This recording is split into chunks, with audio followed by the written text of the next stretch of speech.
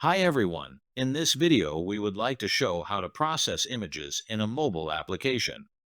For that, I will create a new application from a blank template and add several plugins. The first one is the Image Crop plugin. After importing this plugin, I will update the routing to test how it works. Once the application is ready, we can select a file, rotate it, and crop it. After cropping, we press the crop button, and the cropped image is returned.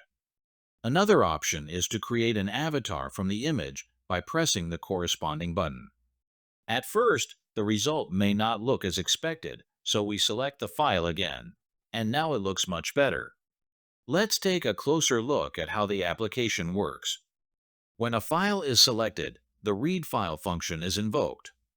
If we open the code of this function, we can see that the selected file is available as a variable. The image is resized, and then we open the crop image screen. Here, we pass the image as a parameter, along with two additional parameters that specify whether we are creating an avatar or an ordinary picture.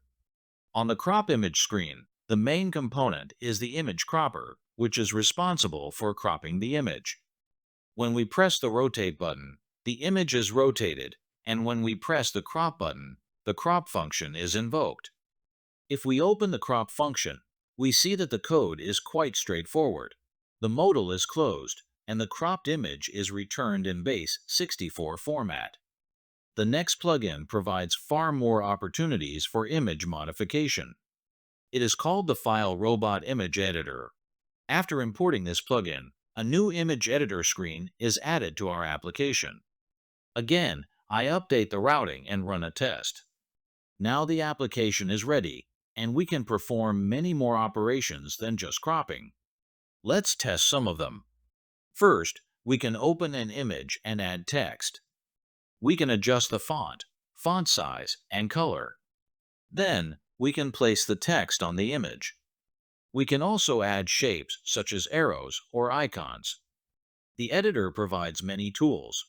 We can draw lines, apply filters, crop images with different aspect ratios, flip, undo, and finally save the updated image. By pressing the Save button, we can store the image on disk. If we open the saved file, we see the updated version of our image. Now, let's review how this screen works.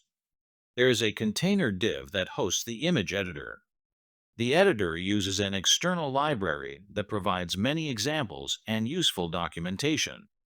It is open source, and the code is available on GitHub, where you can also find installation and usage guides.